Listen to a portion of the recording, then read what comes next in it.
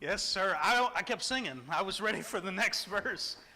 Good morning, church. It truly is that. It is a good morning. I want to invite your attention to the next slide. It's not working, huh? In a minute, that's all right. What's that? We can keep singing too. Good morning again, and it will eventually, Lord willing, here we go. The title this morning is Learning to Trust the Vinedresser. Learning to Trust the Vinedresser. And we're going to be taking this from John chapter number 15. Everybody turn to John 15. And I wanted to preface by saying it has been, to the best of my knowledge, it's been a year, I think it's been at least a couple years since I have preached from this text.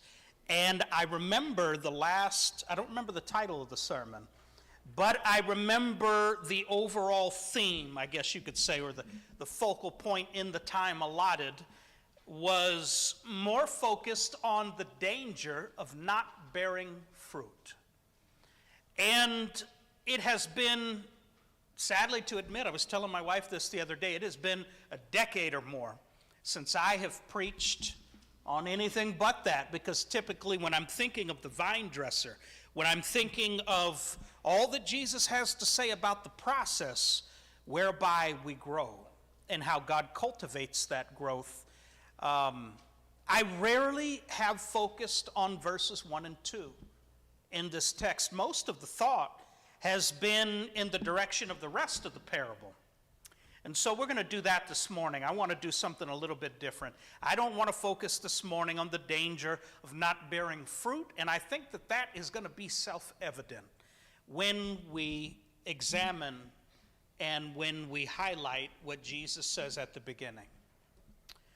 In John chapter number 15, let's go ahead and read verses 1 through 8, and we'll get started. The Bible there says, I am the true vine, and my Father is the vine dresser. Every branch in me that does not bear fruit, he takes away. And every branch that bears fruit, he prunes, that it may bear more fruit. You are already clean because of the word which I have spoken to you, Jesus says. Abide in me, and I in you. As the branch cannot bear fruit of itself unless it abides in the vine, neither can you unless you abide in me. I am the vine, you are the branches. He who abides in me and I in him bears much fruit. For without me, you can do nothing. If anyone does not abide in me, he is cast out as a branch and is withered. And they gather them and throw them into the fire, and they are burned. If you abide in me, and my word abides in you, you will ask what you desire, and it shall be done for you. By this my Father is glorified, that you bear much fruit, so you will be my disciples. Again, I want to labor under the topic, trusting in the vine dresser. And to introduce the thought, what I want to do is, I want to briefly, I want to talk about a pattern of Jesus, a habit of Jesus, an intentional one. And when I say habit, I don't mean one that just formed out of consistency. I want to speak of a habit of Jesus in terms of an intent, a purpose behind forming this pattern. And that is that Jesus' preferred method of teaching, as you know, is my favorite, those of you who know me, is parabolic in nature. And oftentimes, matter of fact, the entire Middle East, those who live and have lived in the Middle East often communicate through story. As a matter of fact, it's not mere happenstance that the majority of Jesus' teaching involves or includes or even precipitates from parabolic teaching, meaning where he will draw a mental picture to help us to understand the points he's trying to convey. Well, he has made a lot of statements similar to the one that we began to read in verse number 1. And they're known in the gospel according to John as the I am statements. One of the most important and powerful ones was when the Pharisees were challenging him, as they did on many occasions, looking for a reason to arrest him, looking for a reason, a justifiable one, to go to the Roman Empire, to the governor, and for the Jews to get them to do their dirty work, which in the end they did do. But on this occasion, it was not God's time. And so many occasions, matter of fact, they wanted to very much earlier than God had intended, wanted to rush him to the cross, and Jesus had to pump the brakes because it was not God's timing. And no man was going to rush God's process. Just like now, no man is going to rush God's process. And so what often we refer to as the 7 I am statements, that one, the most pivotal one, the one that is most commonly referred to is the one where they attacked him and he reminds them, or excuse me, they remind him of their lineage as though God in the flesh needed to be reminded of anything. And they claimed to be children of their father Abraham, and therefore not in need of anything he was offering. And so he proceeds to tell them that they're not of their father Abraham. He proceeds to tell them that they are children of their father, the devil, the father of lies. And in that, Jesus says, because besides, before Abraham was, I am. And that statement, I am, ego eimi, in the Greek means self-existing one. In other words, he told them that before Abraham came into being, I have always been. And so when he says, I am, that ego eimi, those 7 statements, he's taking us back to Exodus. And he's showing, just like he showed Moses, that, and Jesus claims to be the one who led Israel out of Egyptian bondage with a mighty hand and an outstretched arm. He says, I am the one who was the pillar of cloud by day and the pillar of fire by night. He says, I was the one who baptized you in the Red Sea. Jesus says, I was he who fed your fathers with manna in the wilderness, and yet they still died. He makes statements like, I am the bread of life, another beautiful one. He says, I am, in back, you have to appreciate and understand, spend the time to try to get to know the ancient culture, because they didn't eat with silverware like we do. And so to appreciate what he means when he says, I am the bread of life, you have to understand the cultural context. They would use bread, and there would be lots of bread on the table, baskets full, in fact, at almost every meal. And you would tear the bread like a pita or a tortilla, and that would become your utensil to eat. And so and matter of fact, it even brings more light to when you look at the parable of Lazarus and the rich man and the crumbs that fell from the table. Those weren't crumbs like we think of crumbs. They were discarded pieces of bread that had become too soggy to sop, or they were pieces that had gotten too hard because they stayed on the table in the open air and got hard. And so they would be cast aside, oftentimes falling to the floor. And so that was their utensil. Well, Jesus says, I am to life what the bread is to the meal. Just like you have no bread, you have no meal, you have no me, you have no life. And so Jesus makes this I am statement and reconnects them to his essential, or excuse me, how essential it is for them to be found in him. Another one he makes when he says, I am the good shepherd.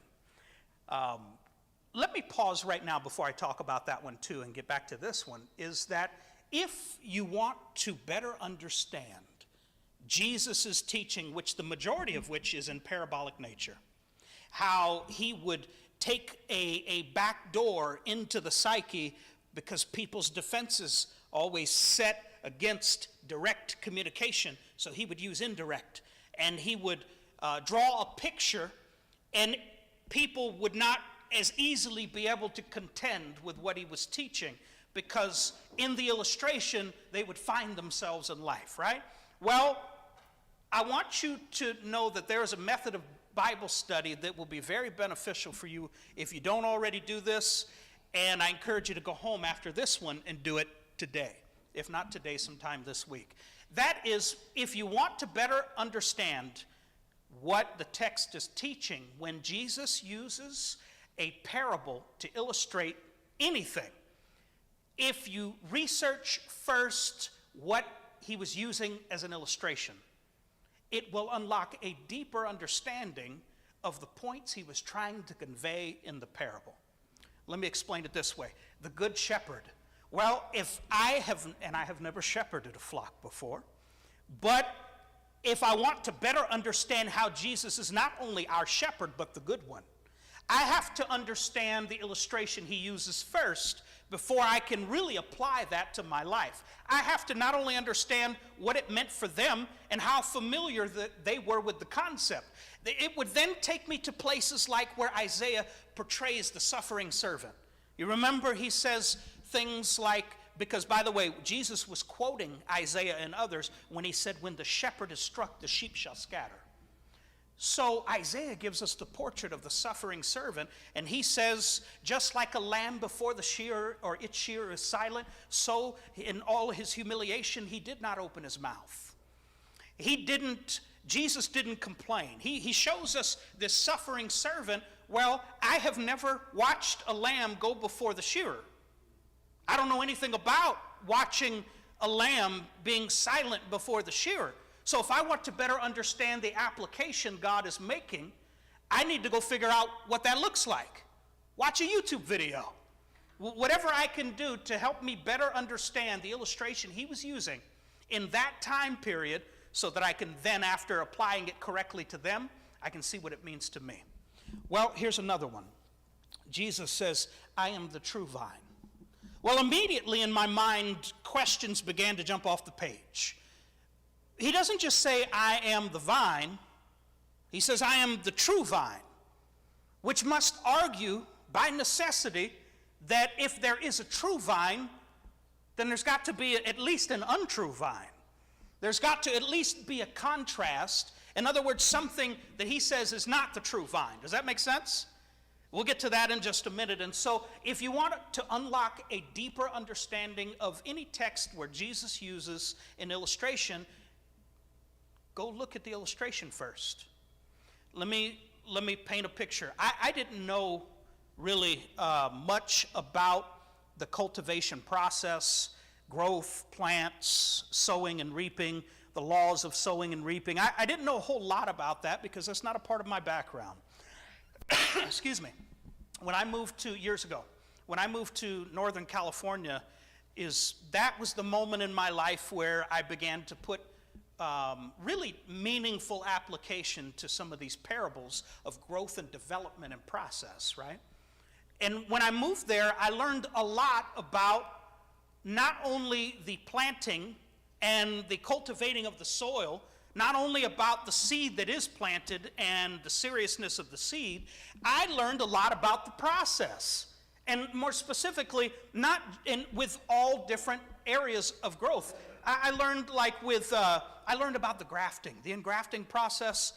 By the way, if you really want a blessed Bible study, YouTube or Google what it means to graft a branch in, if you don't already know. Even if you do know, you will unlock some thoughts that you had not previously applied, to the illustrations, that Jesus gives. And what I did was I revisited some. In my mind, I started to think about what I had learned and experienced, because some of the members had almond orchards, some of them had olive orchards, some of them had grape vineyards. All different kinds of nuts, you name it. By the way, Northern California, if you're not aware, there's probably more pollen than any other any other state in the union. Northern California is a major producer. Matter of fact, the percentage is huge. I want to say it's like 70% of the world's almonds come from Northern California. So there was lots to learn when I moved there. Let me say this now. So in watching, and I would tour, and they would teach me, that there were certain grapevines that they would bring over from Eastern Europe that often were the first ones in California, that certain grapes in our soil cannot thrive and they cannot grow because there are certain bugs and bacteria and things that it's not resistant to because it wasn't from here. So when they brought it from somewhere in Eastern Europe over here, they had to figure out a way for it to grow here. So same thing with certain almonds. There are certain bacteria that'll eat it in the root, in the ground, certain bugs. And so they will take a strain that's from here that is resistant to all that stuff, and they will cut it and then graft into it the one that produces the best grape, right? And that engrafting process you see with pretty much nowadays almost everything that's grown. And in that process, I learned a lot about what God does with those who bear fruit. I think the greater question is not, there's obviously merit and worth in investigating the danger of not bearing fruit and what happens. But I think there is much to be said about what does God do with those who are bearing fruit. What does God do with the branches that are fruitful?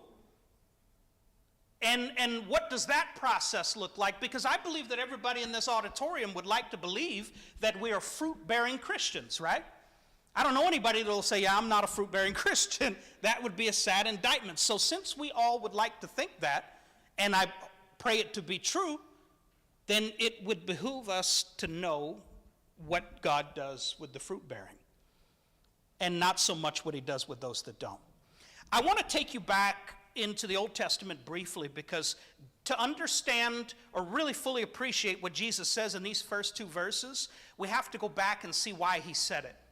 When Jesus says, I am the true vine, and I mentioned the insertion of true so as to contrast national Israel. Let me show you what I mean. Go to Isaiah chapter number 5. Isaiah chapter number 5. This is one of my favorite texts, by the way, because I identify with it so much. This is where Isaiah is presenting a song to the people, but it's God's song that God is singing, and he wants his people to hear the song. So Isaiah presents the song to troubled Israel. Isaiah chapter 5, beginning in verse number 1. Now let me sing to my well-beloved a song of my beloved regarding his vineyard. My well-beloved has a vineyard on a very fruitful hill. He dug it up and cleared out its stones and planted it with the choicest vine. I won't spend too much time, but if you've never had a garden, you've never planted anything a day in your life, the first thing you got to do is prepare the ground, right? And you're not just preparing for the immediate transition, you're also preparing for the future in that cultivation. You want to make sure that if there are stones that are going to restrict growth and the spreading of those roots, you want to make sure to remove them early on, right?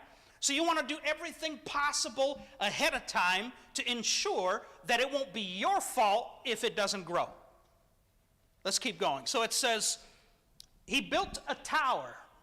Let me back up, I'm sorry. So he dug it up, he cleared out its stones, he planted it with the choicest vine.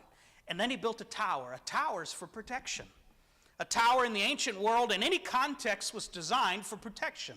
So you could see afar off the danger approaching, right? You could have an elevated perspective and see everything going on within the realm of growth, right? And so the tower was there for protection. We'll get back to that eventually. And it says, and he also made a wine press in it. Now, it becomes self-evident in the text, but why put a wine press if you don't have expectation? And that's God's whole point. He says, so he expected it to bring forth good grapes. I think that that's a reasonable expectation, don't you? God says, I did literally everything I could possibly do. Matter of fact, God asks a very penetrating question. He says, what more could I have done in my vineyard? We haven't read this yet, and I'm getting ahead of myself. This is good. What more could I have done in my vineyard than I have done? I said it backwards. What more could I have done for my vineyard that I have not already done in it? God says, he says, I pray. I almost quoted KJV. I pray betwixt you, judge betwixt me and my vineyard. God says, I pray, tell me. He says, what more could I have done for you to be faithful? What more could I have done that would have produced in you a desire of obedience and appreciation and recognition of my love and mercy and grace? That's what God is asking. And he says, so he had this expectation that it would produce. But it brought forth wild grapes. And you see the sadness in the words. And now, O inhabitants of Jerusalem, this is where it gets scary. Because God says, since I expected it to bring forth produce, since I expected to receive some juice from your blessedness, and I didn't, now listen to what's going to happen. He says, and now, O inhabitants of Jerusalem and men of Judah, judge, please, between me and my vineyard. What more could have been done to my vineyard that I have not done in it? Why then, when I expected it to bring forth good grapes, did it bring forth wild grapes?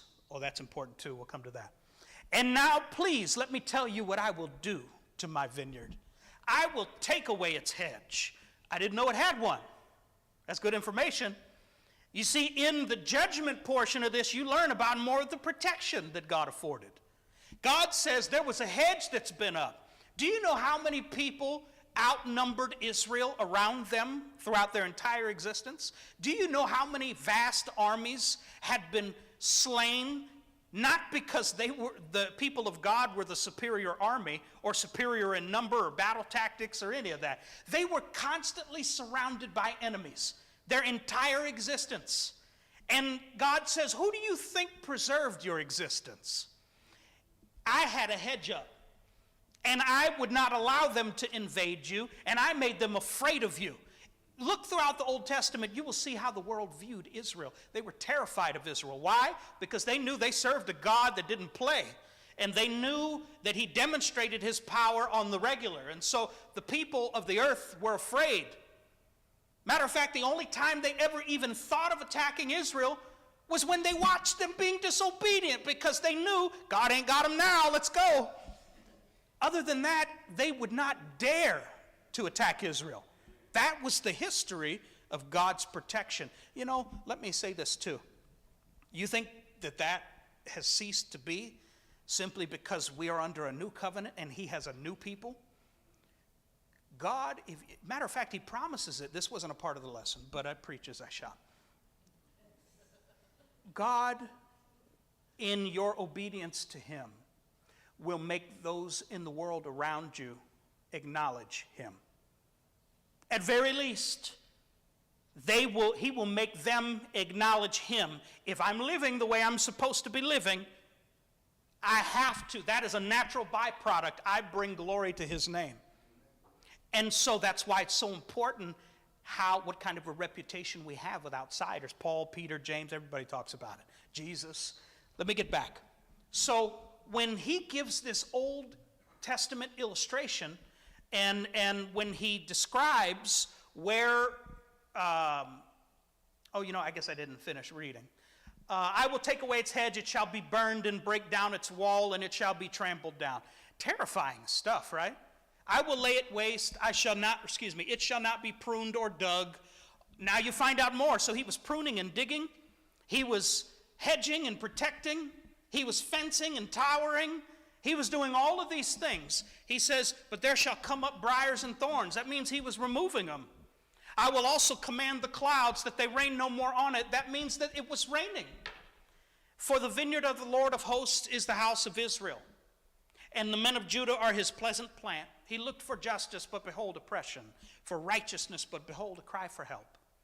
I want to take this thought because this is what Jesus is contrasting. He said, I am the true vine, He says Israel was once a vine, but they were not the true vine.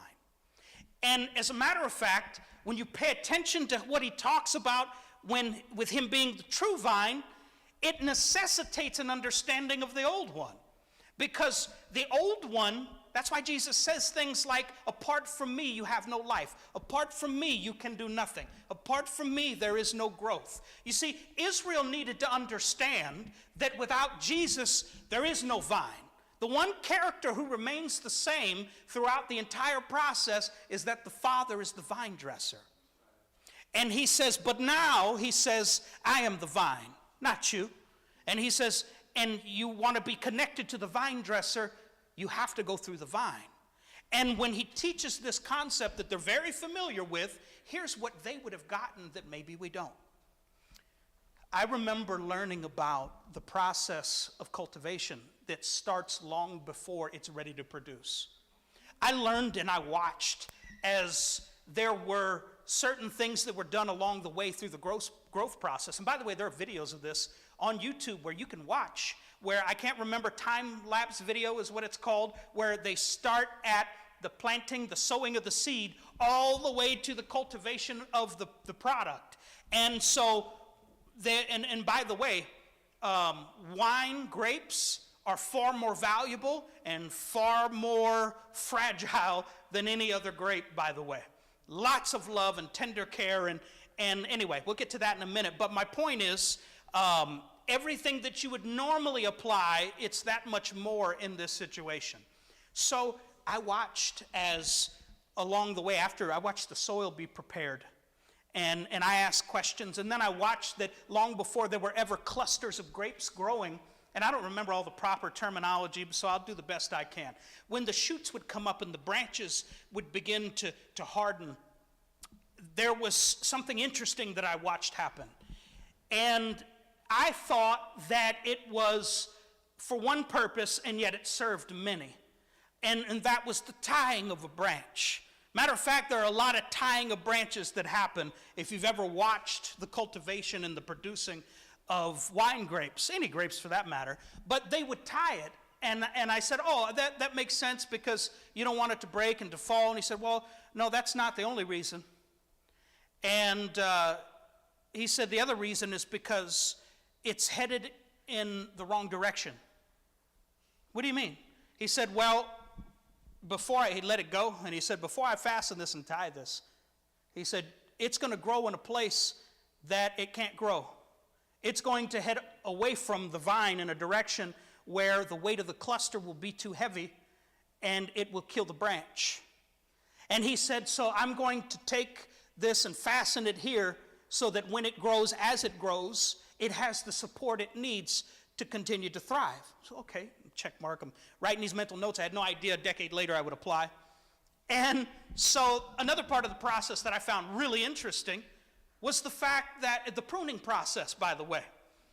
Let me show you why the pruning is so important. Because if you notice in verse number 2, when we read verse number 2, that's the key. He says, every tree, every branch in me that does not bear fruit, the Father takes it away. We get that part. But he says the only pruning that takes place is on the fruit-bearing portions of the vine. That means he prunes the ones that are either about to or already are producing fruit. So this is the part that is really important for us to pay attention to. Well, in this process, I want to show you another verse that's going to describe what happens. Turn to Jeremiah chapter number 2, verse number 21. Jeremiah 2 and 21. This is in regard to old Israel. Yet I had planted you a noble vine, a seed of highest quality. By the way, if you want to go search through the Old Testament, this concept of vine and branches and growth and seed and just with grapes, how much God uses this to illustrate in the Old Testament, you'll have plenty to study. He says, how then have you turned before me, and look at what he calls her, into the degenerate plant of an alien vine. Oh man, the language there is so important. I wish I had time to really fully develop the thought, because he not only calls them degenerate, He says, you are the plant of an alien vine. What a thing to say to national Israel, who looked at the Gentile and said, you are an alien to the commonwealth of Israel. You are alone in the world and without God. You have no access to him. Heaven exists without you. And you don't have the benefit of the prophets and the lineage to the forefathers. And so he says, you are what you deem them to be. He says, you're the one that's the alien vine. And when you get to the New Testament, none of that changes, because Jesus shows up on the scene and says, I am the true vine, not Israel. I don't have time to really deal with that as much as I want to. I need to progress. Take a look at Hebrews chapter 12. This will be the last one, and then the lesson is yours. And I'll just talk from here. We won't go to any other passages, I think. Hebrews chapter 12, verse number 11. Hebrews 12, verse number 11. I want you to take and replace in your minds the word chastening. And I want you to put in its place, a word that we have been using. Pruning.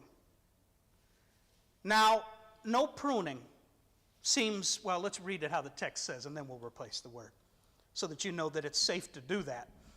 Now, no chastening seems to be joyful for the present, but painful. Nevertheless, afterward it yields the peaceable fruit of righteousness to those who have been trained by it. Now, no pruning seems to be joyful for the present, but painful. Nevertheless, afterward it yields the peaceable fruit of righteousness to those who have been trained by it. Jesus acknowledges, just like the Hebrew writer does, that the pruning process is not a fun one. But it is an act of love, and it is an act of cultivation. His reputation is on the line. And so the one thing that you can never do is blame God. And God is going to exhaust every possible resource to contribute to our growth and cultivation. Matter of fact, I have noticed and witnessed and shared with you that throughout my life, God has done the very things on an individual basis with Jeff that he has done with Israel as a whole, as a nation, as well as he does with every individual Christian on this time side of life. He does the very same things. He tears down all that was there before. He cultivates the ground and clears out the stones. He deletes out of your life, through process, people that would be a hindrance to your growth. Things that would stop what God wants to see in you from cultivating and coming to be. He's going to not only leave you there afterwards, he's going to surround you with people who would encourage positive growth and influence. He's going to put some watchtowers in the midst. He's going to hedge it in. He's going to prune it. And all this stuff that he says Israel's getting no more is what you and I get on a daily basis.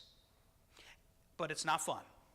Because the pruning process, church, is the process whereby God does some cutting away. Are you in a pruning process right now? Just out of curiosity. Anybody who is in a pruning process, and what that means is that there might be some things that God says, you can't keep this and get to heaven. You can't keep this. You can't have this person in your life. You can't keep going there. You can't keep doing that. And here's the thing, it may not even be sin. Quit thinking in the context of sin. It might just be a relationship. It might be something that affords an opportunity for temptation. It can be anything.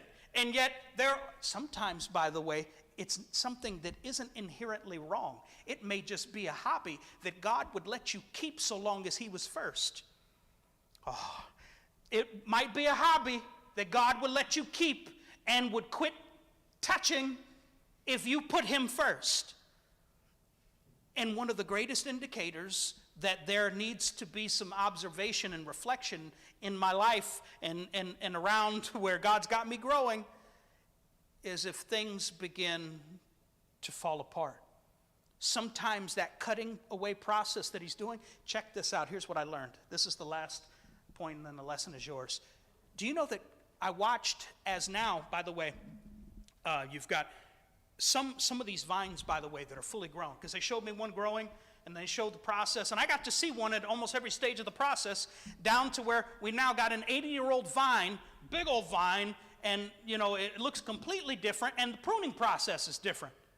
And I was expecting for them, and they did, but to only cut away the dead branches. The things that, and by the way, the vine dresser knew what he was doing. He could look at a branch and tell you it was not going to produce. How he knew that, I don't know. But he would say, we got to cut this one out. And I would look at that one, and why is that one any different than the one you didn't cut? And tried as though he did to explain why that one won't bear fruit, it now evades and eludes me. But there were other things he did. He didn't just cut away all the dead branches. There were some. I watched him as he cut away one that looked beautiful, looked better than the one he left. But it was behind a part of the branch where it would get no sunlight. And it was too cluttered with another branch. And since it wasn't going to get sunlight, he said, it would eventually die. It wouldn't produce a good crop. It would steal away from everything else growing in the area, and it would bring bacteria and disease for the tree, or for the plant. He said, so I got to cut it away now before what I know inevitably will happen comes to pass. So he cut that away. Then he did something else. There was one that looked beautiful, no issues, wasn't dying, got plenty. It wasn't in the shade. It wasn't hiding from anything. It looked like it would have everything it needs to grow like the rest he didn't cut. But he cut that one. I said, okay, well, now why are you cutting this one? And he said, well, this one, he says, it's not that there's something wrong with it. He says, this one is not going to bear fruit while this one is here. So what do you mean? He says, it's too close together. He says, I have to thin this out. A couple reasons. Number one, if too many clusters grow in this one area, he said, they will rob from each other nutrients, and they will both fail. He said, and not only that, he said, it will be too much weight on the branch. And the branch, if it survives, he says it will suffer for it. He said, so I've got to cut back. He said, even what might be okay, because it's not going to produce the way God intends. I said, oh man, think about that. There are things that God cuts away simply because it would rob you of the essential nutrients spiritually that you need to grow. And it's not wrong. It's not that it's bad. It's not that you can't have it. It's not that it's evil. It's that God wants you to get to heaven, and God knows that if he allows it to continue to grow on your branch, it's going to violate the fact that he's never going to allow you to be tempted above what you're able to bear. And so God removes that which may not be inherently wrong or evil, but just might be destructive to you. Might not be destructive to your brother or sister over there, but it will be to you. There's so much that I want to encourage you. I have to shut it down because time has already escaped me.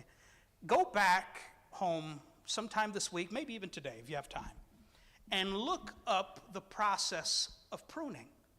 And all of the words, the terminology, that's great if you can remember it, but pay attention to the process. There are literally endless lessons about God's loving grace, how he cares for us, and the psalmist told us why he does it. In the 23rd Psalm, after he acknowledged everything that God does, he says, I love his word. I'm paraphrasing. He says, he leads me. He says, I love God. He says, I love his word. He says, same thing that he exemplifies what we read in Isaiah.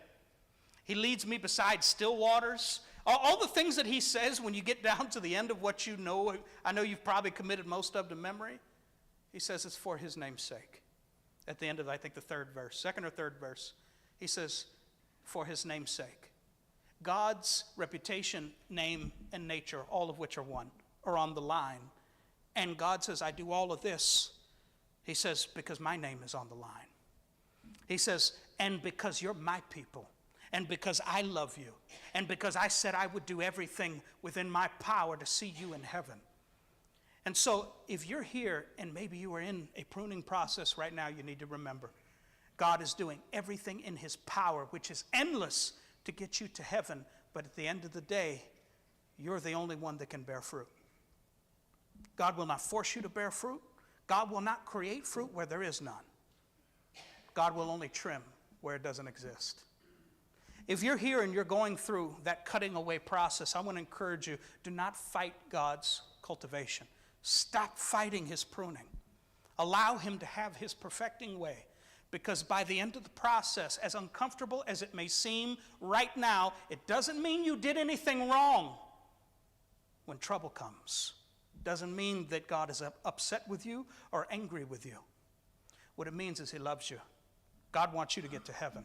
And if you're in a pruning process right now, then you need to keep the faith and be steadfast, and God will reward you. If you're here and you are not a child of God, and while I haven't spent much time on the subject in this sermon, if you want to know how you can become a branch on his vine, in other words, how you can become saved the way the Bible depicts it, every time somebody in God's word asked, what must I do to be saved, they got a specific answer, and it was always the same. If you want to do what they did, if you want to be saved like they were saved, if you want to know for sure that when your head hits the pillow, that as much as depends on you, meaning your obedience, that you are going to make heaven home, the only way you can have that kind of confidence is reading for yourself what the Bible says you must do and not relying on anybody's opinion, because at the end of the day, if you don't see book, chapter, and verse, they're all what? Opinions. If you're here and you have any needs, please, right now, let them be known as together we stand. Will you come? What can wash away my sin? Nothing but the blood of Jesus. What can make me whole again? Nothing but the blood of